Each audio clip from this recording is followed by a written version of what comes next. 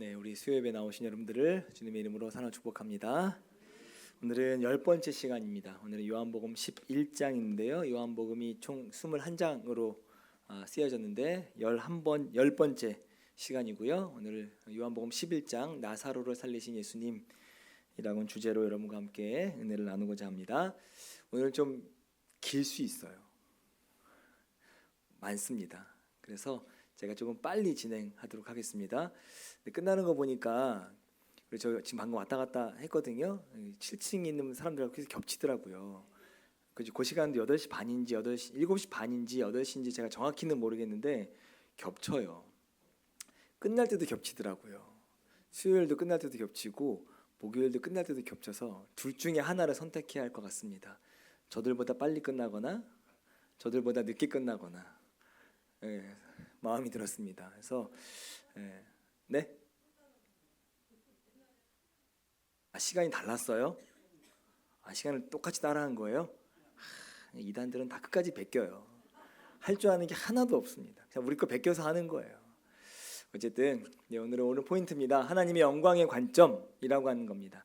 우리 계속 이야기하고 있는 거죠. 많이 나오는 이야기, 때, 그리고 영광, 이런 이야기도 많이 나옵니다.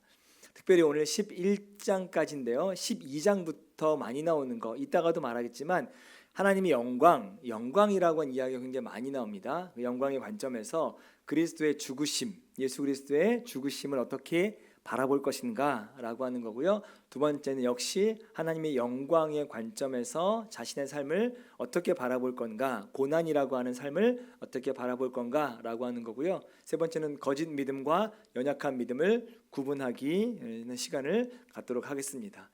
우리 너무나 잘 아는 이야기입니다. 나사로, 죽은 나사로를 살리신 표적. 노래도 많이 합니다. 그죠? 죽은 나사로를 살리셨네. 이런 찬양도 우리 굉장히 많이 합니다. 너무나 잘 아는 이야기죠. 나사로를 살리신 표적은 이 표정의 절정입니다. 우리가 1장부터 2장부터 나오죠. 2장에 물을 포도주로 바꾼 사건이 첫 번째 표적이면 요한복음에서의 11장 나사로를 살리신 표적은 마지막 표적입니다. 이제 12장부터 21장까지는 표적이 안 나와요. 그러니까 21장까지 구성되어져 있는데 딱 11장까지만 표적이 나오고, 근데 그 표적이 어떤 표적이냐면 2장의 표적은 물을 포도주로 바꾼 사건입니다. 그리고 3장, 4장, 5장, 6장 쭉 오면서 무슨 표적들이냐면 병든 자를 38년 된 병자를 낫게 하는 거고요. 보이지 않는 자를 보게 하고 들리지 않는 자를 들리게 하는 그런 표적입니다. 근데 이 표적의 절정이다라고 하는 건 뭐냐면 그 사람들은 어쨌든 죽진 않았습니다. 뭔가 나았어요. 다리가 나았든 눈이 나았든 뭐가 나았습니다. 근데 오늘 나사로의 표적의 절정이라고 하는 건 뭐냐면 죽었다라고 하는 겁니다. 그래서 표적의 절정, 11장을 표적의 절정이라고 이야기할 수 있습니다. 이 땅에 오신 목적을 분명하게 드러내는 표적입니다. 왜냐하면 예수님께서 때가 되면 죽는다라고 이야기하셨고 다시 부활하신다라고 하는 거잖아요. 예표입니다. 예고편인 거예요. 나사로를 죽이시고 다시 살리시는, 그래서 내가 이 땅에 온 이유가, 목적이 무엇인가를 이스라엘 백성들에게, 특별히 유대인들에게 보여주고자 하는 예수님의 목표가 있는 거죠. 예수 그리스도의 부활과 마지막 날에 이루어질 신자의 부활을 보여주는 차원입니다. 그냥 부활한다라고 하니까 사람들이 이해하기가 어려운 겁니다. 부활할 때 어떤 부활이냐면 몸의 부활도 함께한다라고 하는 걸 보여주는 거고요. 하나님의 영광을 드러내는 표적이다. 그냥 표적이 아니다. 하나님의 영광을 드러내기 위한 표적들이다라고 하는 거고요. 12장부터 영광이라고 하는 단어가 본격적으로 굉장히 많이 등장합니다. 영광입니다. 예수께서 들으시고 이르시되 이 병은 죽을 병이 아니라 하나님의 영광을 위하며 하나님의 아들이 이로 말미암아 영광을 받게 함이라 하시더라, 이렇게 이야기합니다. 지금 나사로가 죽었습니다. 근데 그 죽은 걸 병이라고 이야기하면서 죽을 병은 아니라는 거예요.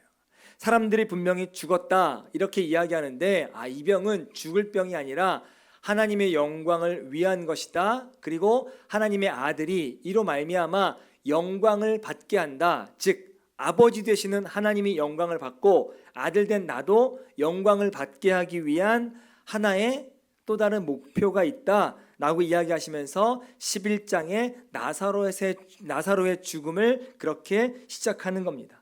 나사로를 살리신 표적의 의미가 있습니다. 십자가 죽음이 영광이다라고 하는 겁니다. 죽은 것으로 끝나는 게 아니라 죽음은 곧 하나님에게 영광이다라고 하는 거고요. 십자가 죽음이 가장 명확하게 드러나는 표적이다라고 하는 겁니다. 하나님을 완전하게 계시하는 십자가 사건이 어디냐면 십자가입니다. 십자가, 죽음의 십자가입니다. 하나님의 완전함을 계시하는 것, 자신을 다 드러내신 것이 십자가다. 그래서 십자가 죽음이 가장 명확하게 드러나는 표적. 근데 그걸 미리 나사로를 죽이시고 살리신 이 표적 안에 이것들이 담겨져 있다라고 하는 겁니다. 주요 스토리는 이렇습니다. 예수님이 사랑하시는 가정에 일어난 비극이다라고 하는 거지. 요한복음 11장 2절에 이 마리아는 향유를 주께 붓고 머리털로 주의 발을 닦던 자요 병든 나사로는 그의 오라버니더라 이렇게 이야기합니다. 여기 마리아라고 이 소개를 합니다. 요한복음 11장 2절을 소개하면서 여기 오빠 나사로도 있고요, 언니 마르다도 있고 마리아가 있습니다. 3남매가 있는 거예요. 근데 왜 마리아라고 그랬을까요? 우리 그렇게 보면 대부분 요즘은 많이 안 쓰지만 우리 옛날에는 어머니의 이름들이 없었잖아요. 누구 엄마 이렇게 이야기하지 요즘엔 어머니의 이름들이 없어졌잖아요. 그러면 거의 대부분 첫째 아이의 이름을 그분의 이름을 부르잖아요. 누구 아이 엄마, 그렇죠? 누구 엄마 이렇게 불러요. 근데 나사로도 아니고 언니 마르다도 아니고 왜 마리아일까? 왜냐하면 이게 요한복음이 좀 늦게 쓰여졌거든요. 한 주후 1세기 정도 좀 그때쯤에 쓰여졌는데 이 마리아가 예수님께 향유를 붓고 머리털로 예수님의 발을 닦았던 것이 이미 1세기 독자들, 초대교회 사람들에게 다 퍼졌습니다. 그러니까 마리아가 많은 사람들에게 알려졌던 사람이에요. 우리 이야기할 때 다른 사람들이 많이 알려진 사람한테 이야기하면 좋잖아요. 나사로 그러면 막 앞에 있는 이야기를 다 해야 돼요. 마르다 그러면 또 마르에 대한 설명을 해야 합니다. 근데 마리아 그러면 이미 예수님이 죽기 직전에 가지고 있던 향유를 주께 붓고 그 앞에 엎드려서 자기의 머리털로 예수님의 발을 닦았던 사람, 설명하지 않아도 이제 그런 겁니다. 우리 유관순 그러면 제가 설명하지 않아도 다 알잖아요. 이순신 그러면 제가 굳이 임진왜란이다, 거북선이다 이런 이야기 하지 않아도 되잖아요. 그런 것처럼 마리아가 이미 1세기에 유명 인물이었다, 초대교회 유명 인물이었다라고 하는 걸 알 수 있습니다. 그래서 마리아라고 이야기한 겁니다. 주요 스토리 이렇습니다. 예수님이 가장 사랑하시는 가정에 비극이 일어났는데 내가 진실로 너희에게 이르노니 온 천하에 어디서든지 이 복음이 전파되는 곳에는 이 여자가 행한 일도 말하여 그를 기억하겠다 이렇게 말씀하십니다. 그러니까 지금도 우리가 이 마리아가 한 이야기를 알고 있잖아요. 마태복음 26장에 나오는 이야기죠. 얼마나 사랑하시냐면 딱 성경이 이야기합니다. 이에 그 누이들이 예수께 사람을 보내요. 마리아와 마르다겠죠. 예수께 사람을 보내요. 주여 보시옵소서. 본인이 이야기하는 거예요. 사랑하는 자가 병들었습니다 이렇게 이야기하는 겁니다. 내 오빠 나사로가 병들었습니다 라고 말하는 게 아니라 자신이 직접 사랑하는 자 병들었습니다 이렇게 이야기하고 5절에는 예수께서 본래 마르다와 그 동생 나사로를 사랑하셨다 이렇게 이야기합니다. 그러니까 자칭 타칭 사랑하는 관계다, 굉장히 친밀한 관계다 라고 하는 걸 알 수 있습니다. 예수님이 사랑하는 가정에 일어난 비극, 그 일어난 비극은 오빠 나사로가 죽게 되는 사건이죠. 나사로가 병들었다함을 들으시고 그곳에 계시던 곳에 이틀 더 유하셨다 이렇게 이야기합니다. 여기 예루살렘에서 한 40km 떨어진 곳에 예수님이 계셨습니다. 지금이야 차를 타고 가든 더 멀리 떨어지면 KTX 타고 가든 비행기를 타고 갈 수 있지만 이 당시에는 걸어가는 것밖에 안 되잖아요. 40km 떨어진 곳에 예수님이 계셨는데 딱 뭐라고 말씀하시냐면 이틀을 더 유하셨다라고 하는 건 예수님이 이틀을 더 머무기로 결정하시는 거예요. 병들었다함을 듣고 이틀을 더 유하셨습니다. 왜 유하셨을까라고 하는 거죠. 당장 달려갈 수 있는데 아직 5절 말씀에 3절과 5절 말씀에 사람을 보내 이르되 주여 보시옵소서 죽었습니다 이렇게 이야기하지 않아요. 병들었다고 이야기합니다. 아직 죽진 않았어요. 그러니까 사람을 보낼 때만 해도 살아 있었습니다. 그러니까 지금 여기서 예수님이 그래 가자 서두르자 어떻게든 빠른 방법으로 가보자.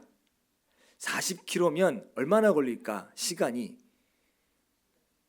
1시간이요? 1시간이면 가요? 방금 누가 축진법을 쓰셨어요? 10시간 그죠? 10시간 걸려요? 제가 날이 좋아요. 그죠? 그래서 취임식에 조금 멋지게 보이려고 좀 뱃살도 좀 빼볼까 한 2번, 3번 정도 집에서 교회까지 걸어온 적이 있습니다. 차를 놓고 4km네 4km. 네. 40분 걸려요. 그러니까 1km에 한 10분씩 잡으면 돼요. 4km니까 딱 40분 걸리더라고요. 그래서 걸어오고 또 걸어갈 때도 있습니다. 근데 그러면서 뭐 이제 이번 주일날 설교는 뭐 할까 묵상하기도 하고, 네, 그러면서 혼자 다니거든요. 그리고 뭐 이찬수 목사님 설교 듣기도 하고 혼자 다니니까 그러니까 제가 계산해 보니까 정 말대로 한 10시간. 근데 사람이 한 번에 10시간씩 못 가잖아요. 하루 길은 잡아야 돼요. 그렇죠? 근데 보세요. 계산을 해볼게요.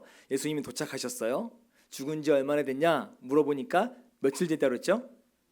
나흘 됐다 그랬어요. 사흘이에요. 그러면 사람이 왔어요. 지금 마르다가 보낸 사람들이 왔습니다.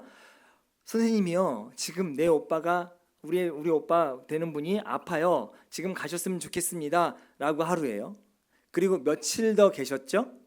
이틀 더 계셨어요. 그리고 자 이제 떠나자 라고 해서 10시간 내지는 하루 길을 달려가면 뭐예요? 하루 잡으면 돼요. 사흘이에요. 죽은 지 얼마 됐다고요? 나흘이요. 첫날 죽었어요. 그렇죠? 그러니까 예수님이 그 얘기 듣고 막 달려가도 이미 죽었어요. 예수님이 빨리 달려가도 이틀 밤이에요.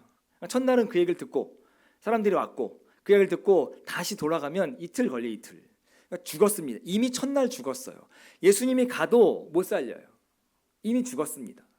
근데 예수님이 뭘 하고 계시냐면 지금 나사로가 죽기를 기다리고 계시는 거예요. 왜 기다리셨을까? 왜냐면요, 이게요, 빨리 가서 첫날 내지는 둘째 날 가서 예수님이 살리시면 어떤 게 일어나냐면, 그쵸, 사람들이 혹시나 죽지 않았다라고 생각할 수도 있는 거예요. 근데 3일이 지나고 나면 나흘째 되는 날은 유대 사람들이 그 영이 이 몸에서부터 떠났다라고 생각합니다. 이제는 소망이 없습니다. 이제는 살 가망성이 없다, 끝이다 라고 생각하는 겁니다. 그러니까 일부러 그 3일의 시간을 더 지나서 가시려고 나사로가 죽기를 기다리셨던 거예요. 이 표적을 위해서. 어차피 가도 죽어요. 이미 죽어 있습니다. 그래서 이틀을 더 유하셨던 건 예수님의 계획입니다. 어떤 계획일까요? 하나님의 영광을 위한 계획입니다. 나사로를 살렸는데 당신 때문에 산 게 아니에요. 잠깐 숨이 멈췄거나 잠깐 심장이 멈췄거나 이런 거지 다시 살 수 있습니다라고 하는 게 3일이라고요. 예수님의 계획이 보세요. 고의적 지체가 있는 거예요. 일부러 지체하셨다라고 하는 겁니다. 제자들이 착각했습니다. 주님께서 나사로 한 사람 때문에 유대로 가는 모험을 하지 않으실 거다라고 이야기하는 거죠. 왜요? 8절 말씀에 이런 게 있습니다. 제자들이 말하되 랍비여 방금도 유대인들이 돌로 치려 했는데 또 그리로 가시려 합니까? 라고 하는 겁니다. 지금 돌을 들고 예수님을 치려고 했던 그곳에서부터 잠깐 도망쳐서 여기로 오신 거예요. 근데 또 거기로 가신다고요? 아니요. 그것도 한 사람 때문에, 나사로 한 사람 때문에 거기 가서 목숨을 거는 역할, 거는 모험을 하지 않으실 거다라고 하는 제자들의 착각이 있었는데 이틀 후에 가시겠다 이렇게 말씀하셨죠. 또 착각이 있습니다. 예수께서 대답하시되 낮이 12시간이 아니냐, 사람이 낮에 다니면 이 세상의 빛을 보므로 실족하지 아니하고 밤에 다니면 빛이 그 사람 안에 없는 고로 실족한다. 이 말씀을 하신 후에 또 이르시되 우리 친구 나사로가 잠들었도다. 그러나 내가 깨우러 간다. 이렇게 말씀하셨습니다.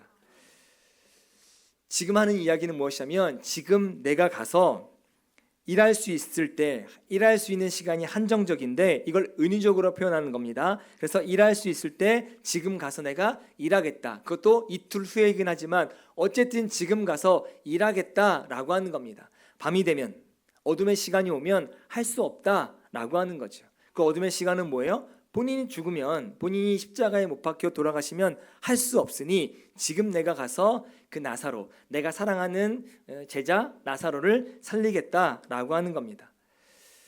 제자들이 착각한 게 있습니다. 제자는 한 명이냐 만 명이냐가 기준이었어요. 근데요, 주님이 일하실 때는 사람의 숫자가 아니라 이 일이 하나님의 영광이 되냐 영광이 되지 않느냐가 기준이라고 하는 겁니다. 한 사람 때문에 가냐 안 가냐 제자들은 옥신각신 할 수도 있습니다. 거기에 만 명이 있으니 주님 돌을 맞아도 제가 막아드리겠습니다 라고 해서 가십시오 라고 할 수 있지만 만 명이 기다리고 있어도 하나님의 영광이 아니면 가실 수 없다는 겁니다. 그러니까 우리 주님이 하시는 기준은, 일을 하시는 기준은 하나님의 영광이라고 하는 겁니다. 우리가 기도할 때 하나님의 영광을 위해서 나를 사용하여 주십시오 라고 저는 기도하셨으면 좋겠습니다. 그리고 정말로 그 기도가 이루어지면 하나님의 영광을 위해서 사용하셔야 돼요. 그게 건강이든 물질이든 가정이든 자녀든 하나님이 들어주셨잖아요. 하나님의 영광을 받기 위해서 그 기도에 응답하시는 거잖아요. 그러니까 여러분 그 응답이 되면 하나님의 영광을 위해서 사용하셔야 돼요. 그렇지 않으면 응답이 안 되거나 그렇지 않으면 기도 응답이 됐어도 금방 없어지고 마는 기도가 될 수밖에 없다라고 하는 겁니다. 제자들의 착각 두 번째가 있습니다. 나사로가 회복 중이니 유대로 가지 않아도 되겠다라고 하는 겁니다. 뭐라고 말씀하시냐면 주님이 또 이르시되 우리 친구, 보세요, 여기도 우리 친구라고 이야기해요. 굉장히 친밀한 관계입니다. 나사로가 잠들었도다. 그러나 내가 깨우러 가겠다. 이렇게 이야기합니다. 잠들었다. 그러니까 잠깐 아파서 숙면을 취하고 있는구나. 그러면 낫고 다시 일어나면 갈 필요가 없겠네 라고 생각하는 겁니다. 그래서 제자들의 착각은 이겁니다. 회복 중이니까 유대로 가지 않아도 되겠다라고 하는 거죠. 제자들이 이르되 주여 잠들었으면 낫겠나이다 하더라. 예수는 그의 죽음을 가리켜 하신 말씀하신 것이나 그들은 잠들어 쉬는 것을 가리켜 말씀하신 줄 생각한다. 보세요. 요한복음 11장부터 계속 오면서 엇박자가 나고 있는 것 느끼셨죠? 2장부터 3장, 4장, 5장 계속 엇박자가 나요. 요한복음은요 계속 하늘의 이야기, 천국의 이야기, 그 복음에 대한 이야기, 구원에 대한 이야기, 그리고 생명과 부활에 대한 이야기를 계속 하시는데 사람들, 제자들, 무리들은 이걸 이해하지 못합니다. 계속 엇박자 나고 있는 겁니다. 신앙생활하면서 엇박자 나고 있을 때 굉장히 많다는 거죠. 주님이 이렇게 말씀하시는데 우리는 계속 다르게 이해하는 거죠. 그 다르게 이해하는 건 뒤에도 나오지만 지난주에도 나오지만 자기 생각이 더 많기 때문입니다. 주님이 이야기하는 걸 그대로 들어야 되는데 계속 내 상황대로, 내 경험대로, 내 지혜대로, 내가 은혜 받은 대로 해석하니까 주님이 말씀하신 그 이야기를 우리가 못 알아먹을 때가 굉장히 많다는 거죠. 제자들도 동일한 겁니다. 계속 주님이 말씀하시는데 못 알아듣는 거예요. 자는구나, 갈 필요가 없겠구나, 착각을 하고 있는 겁니다. 이거죠. 자기 안전, 자기 중심의 관점은 하나님의 영광을 보지 못하게 한다는 겁니다. 신앙생활에서 가장 조심해야 될 게 저는 이거라고 생각해요. 자기 안전, 자기 중심의 신앙생활입니다. 그래서 내 신앙생활을 위해서 하나님을 내 삶에 끌어들이는 거죠.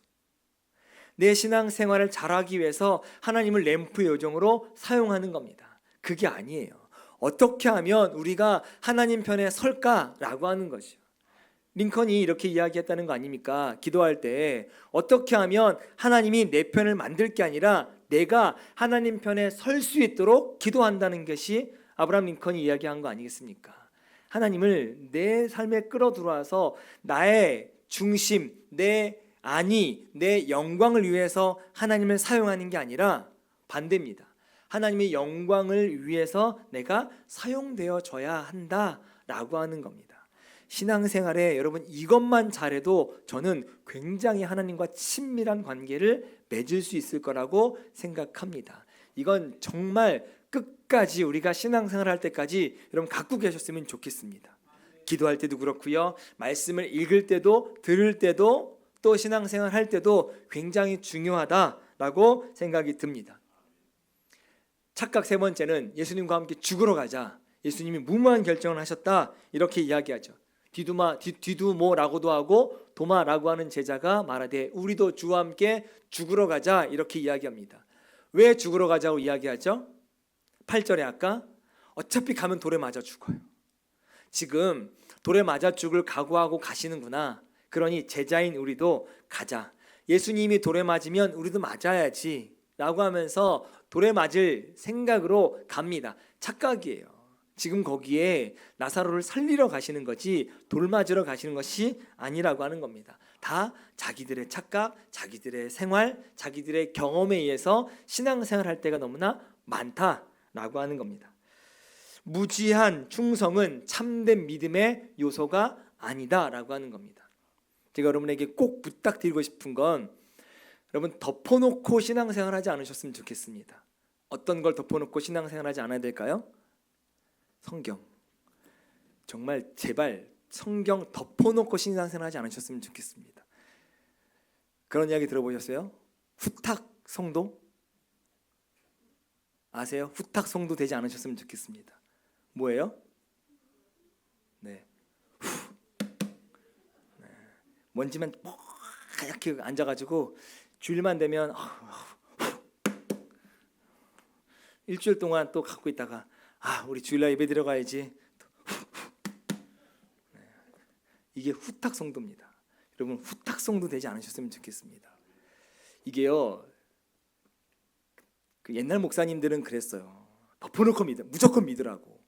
근데 믿는 건 좋은데요. 뭘 믿을 줄 알아야죠. 그렇죠? 뭘 믿을지 아는 게 중요합니다. 그럼 말씀을 믿어야죠. 앞에 있는 목사가 하는 이야기 안 믿으셔도 돼요. 물론 목사가 제가 계속 이야기하니까 제가 이제 성경 설교할 때마다 하고 나서 잘못 얘기하나 저를 안 믿으시면 어떡할까 이런 이야기 하는데 말씀을 전할 겁니다. 전 정말 말씀만 전하려고 부단히 노력할 건데 그래도 진짜 믿어야 될 건 여러분 말씀이에요. 말씀. 저는 이 말씀을 해석하는 거예요.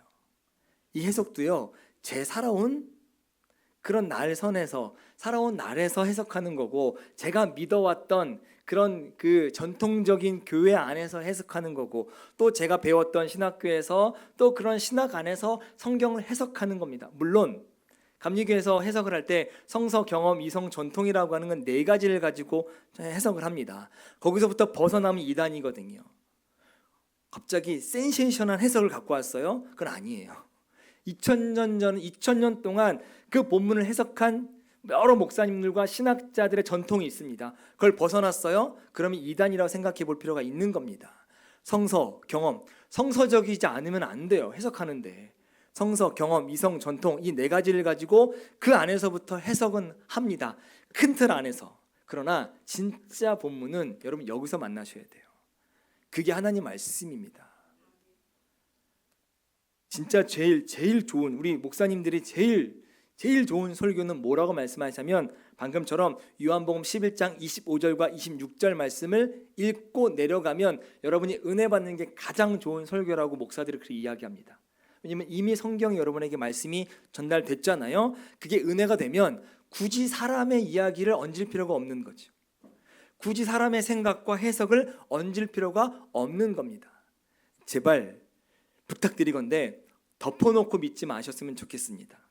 덮어놓고 이건 거의 이거는 저희 그건데 덮어놓고 믿으면 누가 제일 좋은 줄 아세요? 목사가 제일 좋죠. 제 마음대로 해석하는데 뭐 여러분 아시겠습니까? 그래서 목사님들이 마음대로 해석하시는 거예요. 정말로 제가 진짜 느끼는 건데요. 목사님들이 마음대로 해석하시는 건 여러분 성경 모른다 생각하는 것 때문에 그렇게 해석할 수 있습니다. 설교 그렇게 하시는 게 많아요. 여러분 만약에 우리 성도들이 1년에 저랑 같이 성경을 십독하면 여러분 제가 성경 해석할 때 제가 설교 준비할 때 얼마나 부담되겠어요. 그렇죠? 이렇게 이야기하면 막 거기서부터 꼬리에 꼬리를 물고 구약에서부터 신약까지 왔다 갔다 하신다 생각해 보세요. 제가 이야기하지 않았는데 그럼 제가 설교할 때 얼마나 부담돼서 더 설교를 준비하겠습니까? 근데 그렇지 않으면 그저 구약의 39권과 신약의 27권 총 66권만 있다라고 하는 분들이 앉아 계시면 여러분 너무나 설교가 편해요. 반대입니다. 그런 분들이 앉아 있다고 더 어렵지 않습니다. 더 편해요. 그러니까 제발 성경 피고 펴서 신앙생활 하셨으면 좋겠습니다. 덮어놓고 하지 마셨으면 좋겠습니다. 저를 어렵게 하세요. 설교하는 게 어려워져야 우리 신앙이 날로 상승하고 날로 성장하고 성숙하게 되는 줄 믿습니다. 그러니까 제가 지금 이거 계속 하는 거죠. 제가 요한 성경 새벽기도도 읽으라고 말씀드리는 거고 묵상하고 또 적고 기억해보라고 계속 그렇게 말씀하는 거고 이렇게 제가 조금씩 요한복음 수요일 날도 성경 공부하는 이유도 다 그런 이유입니다. 그러니까요 무제한 충성은 참된 믿음의 요소가 아닙니다. 아는 것에서부터 보이기 시작하는 거잖아요. 자, 새로운 관점입니다. 죽은 나사로를 살리신 표적을 통해서 예수님이 새로운 관점을 사람들에게 그리고 제자들에게 이야기하시려고 하는 겁니다. 어떤 거냐면 고난을 보는 새로운 관점을 주는 거죠. 인과 율이 아니라 원인과 결과가 아니라 하나님의 영광을 위한 고난이라고 하는 겁니다. 하나님의 영광을 위한 고난하면 구약에 누가 떠오르시죠? 욥. 뭔 잘못했어요? 잘못한 게 없어요. 잘 믿었습니다. 당시의 의인이다 라고 했고요. 노아도 당시의 의인이다 라고 했습니다. 뭔가 잘못하지 않았는데 하나님의 영광을 위한 고난을 당한 게 노아이기도 하고 욥이기도 하잖아요. 인과 율은 원인과 결과, 잘한 게 있으면 복을 받고 잘못한 게 있으면 벌을 받는 그게 아니라 하나님의 영광을 위한 고난이 있다는 겁니다. 그러니까 나사로가 죽었다라고 하는 건 사람들이 이 사람은 뭔가 잘못했구나. 그리고 들리지 않고 보이지 않고 걷지 못했던 사람들에게 여긴 신으로부터 저주를 받았구나. 자기의 잘못이든 부모의 잘못이든 누구의 잘못이든 누구의 죄 때문에 이런 고난을 당하는구나 라고 계속 우리가 알고 있잖아요. 5장부터 계속 그 이야기 하고 있었던 거잖아요. 근데 그게 아니라 하나님의 영광을 위한 고난이다. 날 때부터 보지 못했던 맹인된 자에게도 그렇게 이야기하잖아요. 하나님의 영광을 위해서 그가 이런 고난을 당했다라고 하는 겁니다. 여러분 우리가 당하는 고난들이 있습니다. 우리가 잘못하지 않았음에도 불구하고 당하는 고난이 있어요. 그걸 광야라고 치면 광야는 통과하면 돼요. 시험이니까요. 제가 말씀드렸죠. 근데요 우리가 잘못한 고난이 있습니다. 그때는 엎드려야 됩니다. 잘못한 고난하면 떠오르는 인물이 누구예요? 저는 딱 하나 떠오르는데 다윗이죠. 잘못했잖아요. 사람 죽였고 불륜했고 그래서 태어난 아들이 죽게 되잖아요. 그때 엎드려 봐야 하나님은 마음 움직이지 않으세요. 원인과 결과가 정확하잖아요. 아버지 다윗이 잘못했기에 그 아들이 세상에 태어나지 못하고 죽게 세상에 태어나서 죽게 되어지잖아요. 원인과 결과가 정확합니다. 그때는 어떻게 돼요? 바로 엎드려야 됩니다. 다윗이 될 수 있었던 이유 중에 하나가 뭐냐면 잘못을 할 때마다 바로 엎드려요. 나단 선지자가 당신이야 라고 이야기했을 때 바로 엎드려요. 근데 그게 아니라 하나님의 영광을 위한 고난을 당할 때가 있습니다. 그때는요 통과하시면 돼요. 그 시험을 통과하시면 된다라고 하는 겁니다.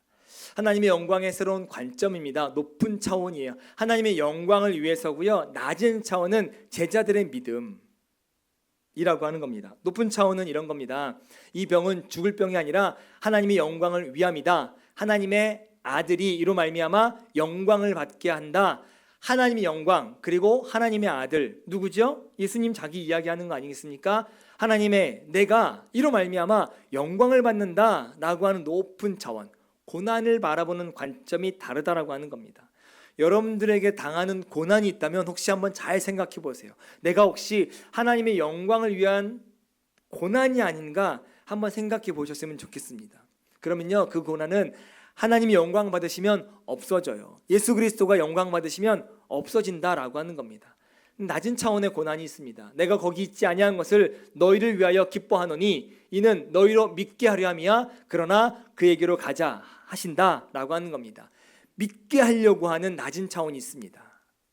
하나님의 영광이 있고요, 믿게 하는 것, 그걸 봐야 돼요. 경험해 봐야 돼요. 우리가 그걸 꼭 과학적으로, 의학적으로 뭔가 그렇게 경험해야 된다라고 하는 건 낮은 차원의 하나님의 영광입니다.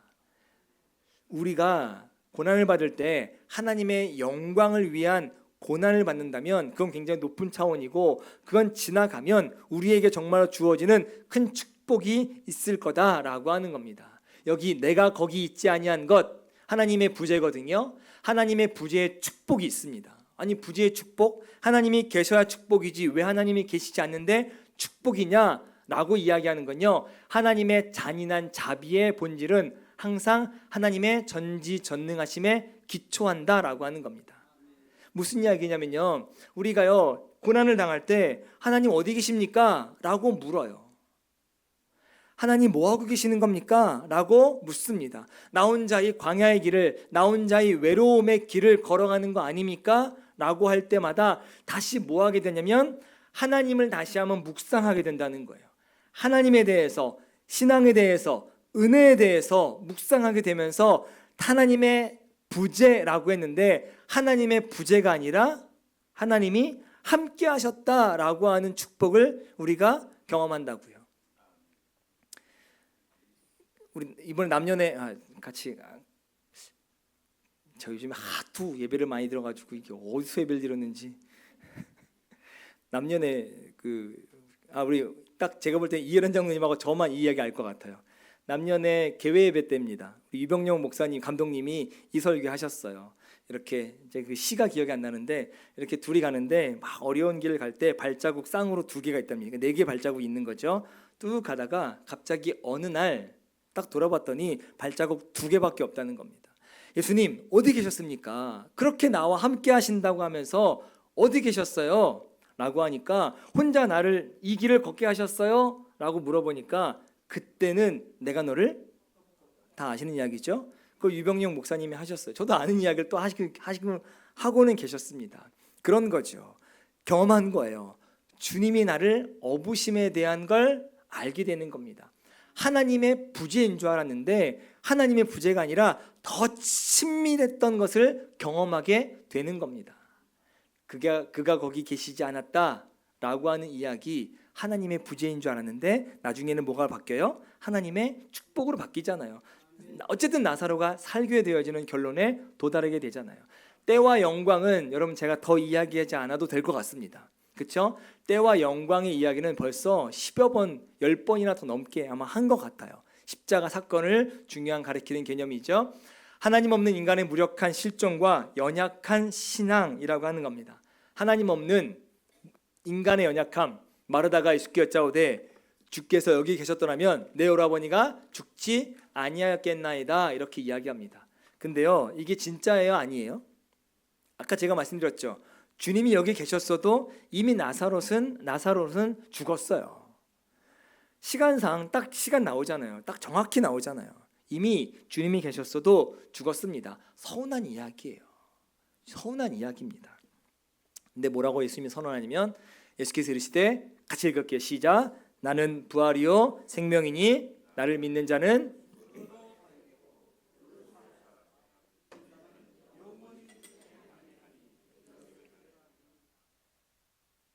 죽었습니다 라고 이야기하니까 주께서 여기 계셨더라면 내 오빠가 죽지 않았을 겁니다 라고 하니까 선언하신 거죠. 나는 부활이요 생명이다. 나를 믿는 자는 죽어도 살겠고 무릇 살아서 나를 믿는 자는 영원히 죽지 아니한다, 이렇게 이야기하는 거죠.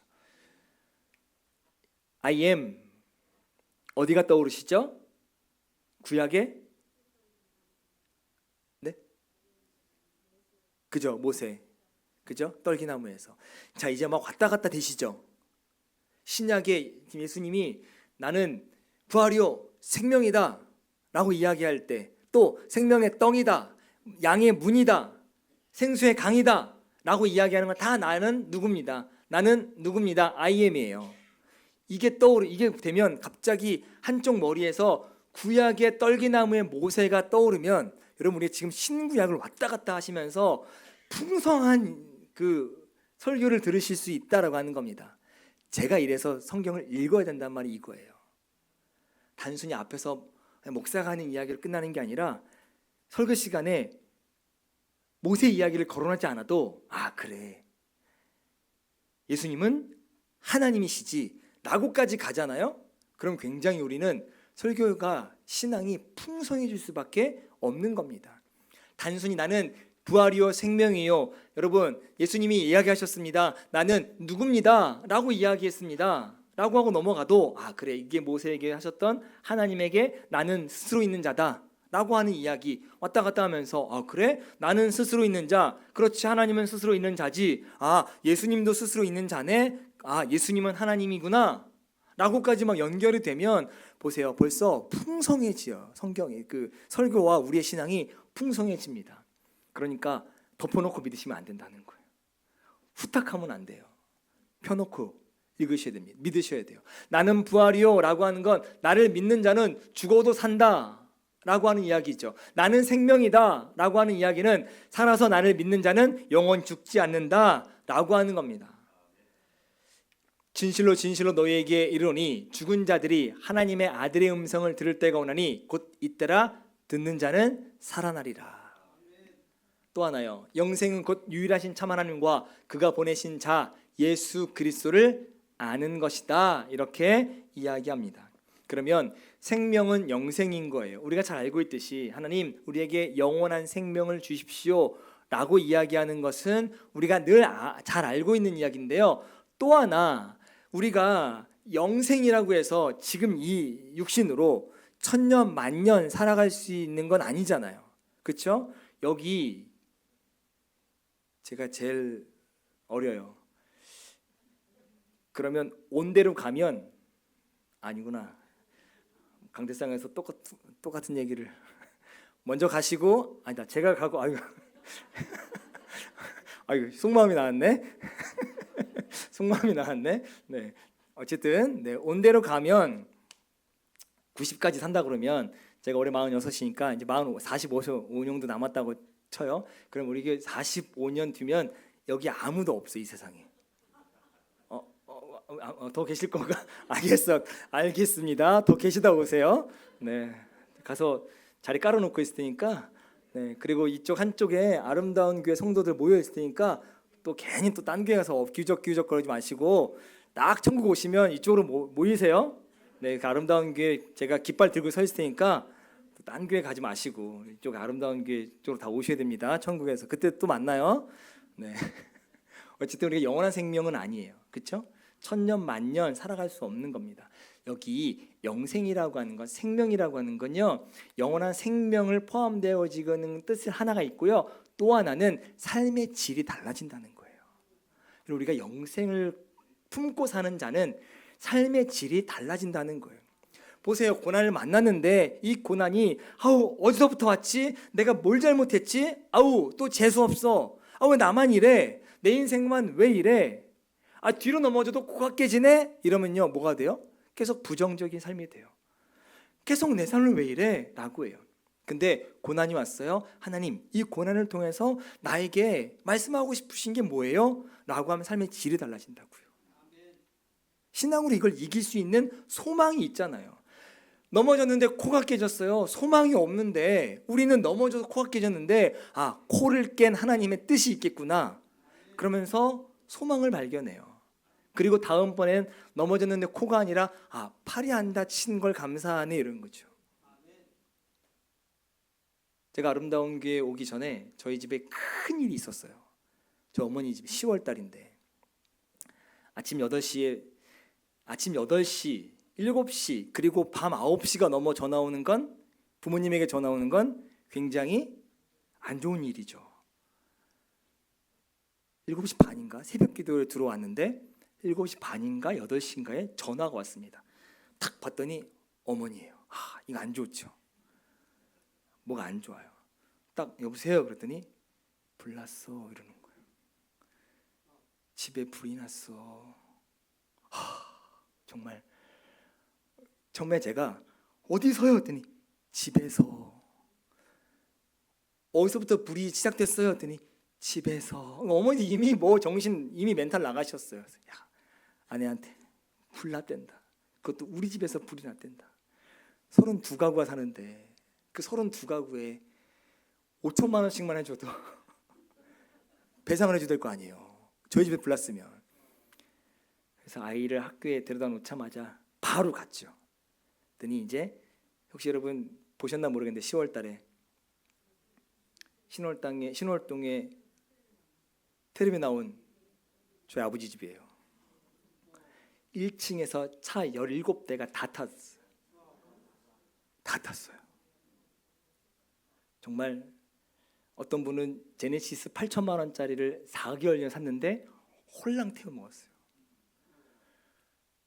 근데요, 딱 들어갔더니 다 콩콩 이제 그 폴리스 라인 쳐놓고 들어가지도 못하는 매캐한 냄새 엄청나요. 차는 이게 현대차인지 기아차인지 어떤 차인지 종류도 몰라보게 뼈대만 남았어요. 뼈대만. 아이고, 근데 감사한 게 뭔지 알아요? 저희 어머니가 저희 집에서 불 났댔잖아요. 그건 감사해요. 1층에서 불이 나서 저희 집이 6층인데 그러니까 온 거예요. 불길이. 일단 감사하죠. 또 감사한 게 뭔지 아세요? 5시 30분에 불이 났어요. 아저씨가 담배를 피다가 파지에다 버리신 거예요. 그 파지 옆에 차가 있었는데 불이 붙으면서 17대에 뭐가 다 담겨 있죠? 휘발유. 팡팡팡 터지면 17대가 딱 서졌는데 32가구 중에 유일하게 새벽 기도 가신 어머니 아버지 새벽 기도 가셨어요. 그래서 불난 걸 그 안에서 매캐한 냄새를 안 맡으셨어요. 그러니 얼마나 다행이에요. 50명이 병원에 실려갔거든요. 근데 어머니 아버지는 밖에 계셨어요. 물론 집이 좀 이렇게 타는 게 눈으로 보시긴 하셨지만 또 하나 아까 차가 몇 대 탔다고 그랬죠? 17대. 저희 아버지가 그날 지하에다 주차하셨어요. 차 한 달 뒤에 꺼내와서 세차만 싹 하고 지금 갖고 다니세요. 이런 거예요. 그런 일이 벌어져도 하나님이 물론 안 일어났으면 제일 좋겠죠. 그렇죠? 그래서 하나님이 이렇게 새벽기도도 가게 하셨고 또 차도 지하에 있어서 저희 아버지 차도 지켜주셨다라고 하는 거 삶의 질이 달라지는 거예요. 하나님에 대한 소망은 달라진다는 거죠. 하나님에 대한 뭔가가 달라진다라고 하는 겁니다. 영생은요, 우리가 영원히 죽고 난 다음의 영생이 아니라 여기에서부터 삶의 질이 달라진다는 거예요. 천국은요, 죽은 다음에 가는 곳이 아니라 여기서부터 천국을 이루면 여러분 우리 삶의 질이 달라져요. 집에 들어갔는데 천국이에요, 지옥이에요? 맨날 싸워요. 만나면 싸워요. 가족들이 만나면 싸워요. 집이 50평이에요. 들어가고 싶어, 안 들어가고 싶어요? 그래도 한번 들어가 보고 싶긴 하네요. 한 번 정도는. 근데 집이 10평인데 화목해요. 집에 들어가면 막 문 열자마자 아이들이 뛰어와서 수고했다 그러고 아내와 남편이 또 자녀들이 막 반겨주면 여러분 10평, 20평이어도 행복하면 그 집 들어가고 싶을 거예요. 천국이냐 아니냐는 저기 가서 만나는 게 아니라 물론 저기가 천국이지만 죽은 다음에 여기서도 만드는 게 천국입니다. 그래서 교회를 천국으로 만들어야 돼요. 교회 오면 저 권사 때문에 내가 그죠? 교회 나와야 되나 말아야 되나? 옆에 이게 반석교회 있다는데 6층 똑같은 6층인데 반석교회 가야 되나 말아야 되나 내가 그런 고민하는데 여기 오는 거죠. 수요일이 기다려지고 금요일이 기다려지고 주일이 기다려지면 그건 삶의 질이 달라지는 거예요. 길어졌어요. 큰일 났습니다. 이게 아직도 많이 남았는데 빨리 끝내겠습니다. 마르다의 신앙 고백입니다. 부족한 믿음도 여러분 믿음이에요. 믿음이 없다 하지 마십시오. 부족한 믿음도 믿음입니다. 왜요? 그러나 나는 이제라도 주께서 무엇이든지 하나님께 구하는 것을 하나님이 주실 줄 아나이다. 이런 믿음 가졌어요. 이런 고백했습니다. 마르다가 이르되 마지막 부활 때에는 다시 살아날 줄 내가 안다 고백합니다. 어떤 믿음은 있어요? 부활 후에 그러니까 예수님이 부활 후에 내가 다시 태어나는 건 알겠다. 근데 무슨 믿음이 없어요? 지금 오빠가 살아날 믿음은 없는 거예요. 죽은 다음에 내가 살아나는 건 알겠는데 지금 오빠가 이르되 주여 그러합니다. 주는 그리스도시요 세상에 오시는 하나님의 아들인 줄 내가 믿습니다. 다 믿어요. 근데 뭐만 믿어요? 지금 이 예수님이 표적을 베푸시는, 그래서 내 오빠가 살아나게 하는 걸 안 믿는 거예요. 근데 그것도 믿음이에요. 부족하지만 믿음입니다. 여러분, 우리 다 부족한 믿음이잖아요. 하나님 보시기에 또 우리가 스스로 생각해도 부족한 믿음이지만 그 믿음도 하나님은 참되다 말씀하신다는 거예요. 그러니까 그런 이야기 하지 않으셨으면 좋겠어요. 나 믿음이 부족해서 뭘 못해. 앞으로 우리 교회는 그런 건 없습니다. 선교회장 하시는데 난 믿음이 부족해 못해. 믿음이 부족해 못해. 이거는요 교만하는 거예요. 왠지 아세요? 내 믿음으로 그 일을 하려고 하는 거잖아요. 내 믿음으로 하는 거 아닙니다. 하나님이 주시는 힘과 능력으로 그 일을 하는 거지 내 믿음으로 그거 하는 거 아니에요. 마리아의 신앙과 고백은 신앙은 이성에 순복하는 것이 아니라 하나님 말씀에 순복하는 것입니다. 예수께서 이르시되 돌을 옮겨 놓으라 하시니 그 죽은 자의 누이 마르다가 이르되 주여 죽은 지가 나흘이 되었음에 벌써 냄새가 나나이다. 이성적이죠. 정확하죠. 그리고 요거 제가 언급만 하고 넘어갈게. 꼭 한번 오늘 밤에 읽어보세요. 마르다가 저는 안 됐더라고요. 보세요. 좋은 건 마리아가 이름 다 붙어요. 근데 다 이상한 질문한 건 마르다가 이름 붙어요. 이거 한번 재밌어요. 보세요. 이따가도 한번. 마르다는 이런 역할만 해요. 그래서 왜 그러셨을까 궁금하긴 하거든요. 저도 지금 이거 준비하면서 왜 그러셨을까 했는데 제가 거기까지는 아직 공부 못했어요. 시간이 이제 막 거기에 핵심이 아니니까 제가 나중에 한번 공부해서 해볼게요. 왜 예수님이 마리아는 좋은 역할 옆에서 말씀 들어서 그런가? 마르다는 이 음식 준비해서 그런가? 신앙이 없어서 그런가? 그런 생각이 있는데 너무 제가 볼 때 1차원적인 거고 성경에 진짜 이유가 있을 거라 생각은 듭니다. 한번 찾아보세요. 진짜 그래요. 돌을 옮겨놓으니 라고 이야기합니다. 마르다가 죽은 지 나흘 됐어요. 안 돼요 라고 하는 거 이성이고요. 그래도 돌을 옮겨놔 라고 했을 때 믿음은 순복하는 겁니다. 이성의 끈을 놓고 믿음을 순복하는 겁니다. 돌을 옮겨놓는다 라고 하는 거죠. 믿음은 하나님의 영광을 볼 수밖에 없다는 겁니다. 돌을 옮겨요? 그러니까 오빠가 나오죠. 그렇죠? 풀어놓아 다니게 하라 라고 해서 하나님의 영광을 바라보잖아요. 주님의 눈물, 이건 금방 넘어가겠습니다. 예수께서 눈물을 흘리셨어요. 짧은 글이지만 굉장히 함축적인 의미가 담겨져 있는 겁니다. 이에 유대인들이 말하되 보라 그를 얼마나 사랑하셨는가 하며 울고 있으니까 저 오빠 그리고 이 가정 얼마나 사랑하냐라고 하는 감상적 해석이 있고요. 또 하나는 자의적 해석이 있습니다. 그중 어떤 이는 말하되 맹인의 눈을 뜨게 한 이 사람이 그 사람은 죽지 않게 할 수 없었더냐. 지금 와가지고 왜 우는 거야. 빨리 와가지고 살려놓지 라고 하는 자의적 해석도 있긴 합니다. 예수께서 이르시되 돌을 옮겨놓으라 하시니 그 죽은 자의 누이 마르다가 아르되 주여 죽은 지가 나흘이 되었음에 벌써 냄새가 납니다.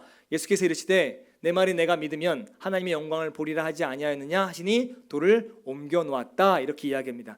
주님이 명령하십니다. 그러자 돌을 옮겨놓습니다. 돌을 옮겨놓으니 예수께서 눈을 들어 우러러보시고 이르시되 아버지여 내 말을 들으시는 것을 감사합니다. 항상 내 말을 들으신 줄 내가 압니다. 그러나 이 말씀 하옵는 것은 둘러선 무리를 위함이니 곧 아버지께서 나를 보내신 것을 그들로 믿게 하려 함이다 라고 하는 겁니다. 요한복음의 핵심 주제가 또 나오는 거예요. 둘러선 무리를 위함이다. 그들에게 아버지께서 나를 보내신 것 곧 예수 그리스도가 나고 내가 하나님의 아들 그들로 하여금 믿게 한다라고 하는 요한복음 21장 마지막에 나오는 목적이 여기 있는 겁니다. 표적을 진짜 일으키신 이유는 예수 그리스도가 하나님의 아들임을 알게 하기 위해서라고 하는 거죠. 믿으면 하나님의 영광을 본다. 자, 이 말씀을 하시고 큰 소리로 나사로야 나오라 라고 부르니까 죽은 자가 수족을 배로 동인 채로 나오는데 그 얼굴은 수건에 쌓였더라. 예수께서 풀어놓아 다니게 하라 이렇게 말씀하시니까 그 다음부터는 살게 되는 겁니다. 믿으면 하나님의 영광을 바라보게 된다는 겁니다. 여러분 우리가 하나님을 향한 믿음을 가질 때 하나님의 영광을 보게 되는 줄 믿습니다. 가정이든 자녀의 문제든 여러분의 그 고난, 그래서 광야의 문제를 그걸 통과하는 어떤 문제든 하나님이 함께 하신다라고 하는 믿음, 하나님 나와 동행하신다라고 하는 믿음, 그 믿음으로 그 문제를 바라보면 삶의 질이 달라지고요, 삶의 질이 달라지는 것을 넘어서서 하나님의 영광을 바라보게 되고 하나님이 예수 그리스도가 하나님의 아들이다라고 하는 걸 경험하게 된다라고 하는 겁니다. 이렇게 해서 요한복음 11장 더 없죠? 네, 요한복음 11장까지 이야기를 했습니다. 오늘